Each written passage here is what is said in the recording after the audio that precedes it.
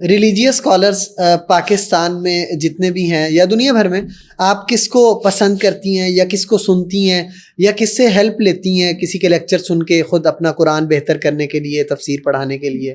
آپ کس کو فالو کرتی ہیں؟ آپ کو شاید میرے اکیڈمک کریئر کا پتہ ہے کہ میں ویری انٹیلیجنٹ پرسن، اور میرا دماغ جو ہے وہ شاید میرا آئی کیو لیول شاید عام لوگوں سے زیادہ ہے، اسی لیے میں اپنے اسکرپٹس بھی ڈراموں میں بھی اسکرپٹس بھی خود لکھتی تھی، خود ہی کرتی تھی، پروڈیوس کرتی تھی سارا کچھ. I use to do one women show. جب میں قرآن کی طرف آئی تو پہلے سال جتنے آپ کے بڑے علماء ہیں ان سب نے مجھے اساتذہ دیے جو مجھے پڑھاتے تھے.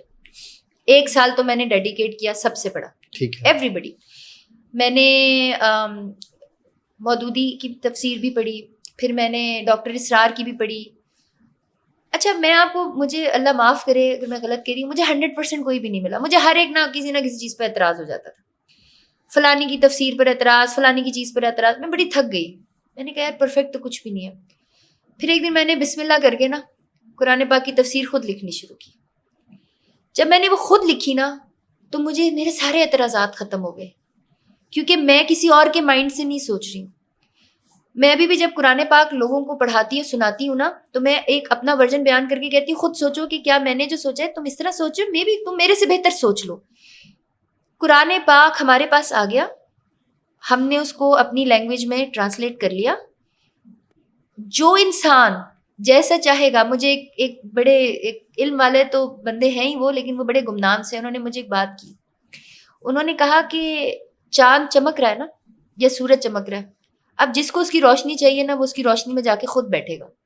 اس کی روشنی سب پہ برابر ہے. وہ کسی پہ یہ نہیں ہے کہ رابی پیزادہ پہ زیادہ برس رہی ہے، مولانا طارق جمیل صاحب پر اس سے زیادہ برس رہی ہے، ان بھائی کے اوپر نہیں برس رہی ہے، کسی انون کسی مزدور کے اوپر نہیں. روشنی برابر پڑ رہی ہے. کون جا کر اس دھوپ میں یا چاند کی روشنی میں بیٹھے گا، کس کو وہ روشنی زیادہ چاہیے، یہ ہر انسان نے خود ڈیسائیڈ کرنا ہے. آپ کے پاس قرآن ہے، آپ کے پاس قرآن پاک کا ترجمہ ہے، آپ کو اور کسی چیز کی ضرورت نہیں ہے. سب کی سنو، اس کے بعد وہی بات ہے نا کہ اللہ سے کنیکشن کرو. اللہ خود تمہیں بتائے گا کہ کس چیز کا کیا مطلب ہے. اللہ تمہارے دل میں بات ڈالے گا. یار اللہ ہے، کریٹر ہے، ہم سب سے بڑا ہے، اس کو پتہ ہے. لوہے محفوظ میں سب کچھ ہے. لوہے محفوظ میں تو شاید یہ بھی تھا کہ میں نے آپ سے ملنا ہے، ہر چیز لکھی ہوئی ہے. اللہ سے بڑا تو کوئی بھی نہیں ہے نا.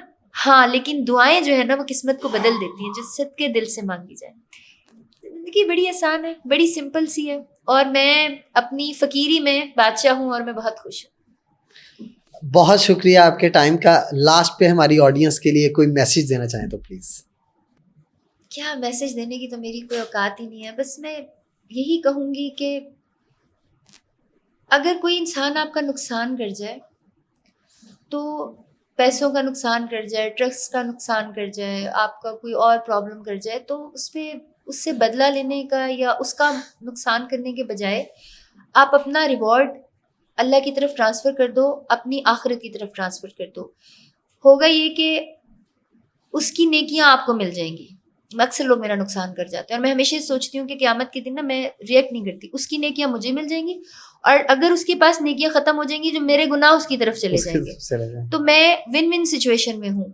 اور جب آپ ون ون سچویشن میں ہے نا تو آپ کا لاکھوں کا بھی نقصان ہوگا نا، آپ ایسے مزے سے سوئیں گے نا، کوئی بات نہیں. اللہ کی طرف تو ایک آپ کا جو ہے وہ پاکستان میں چل رہا ہوتا ہے نا، ایک آپ کا ریکڈ، ایک ریکڈ ہے جو اللہ کی طرف چل رہا ہے.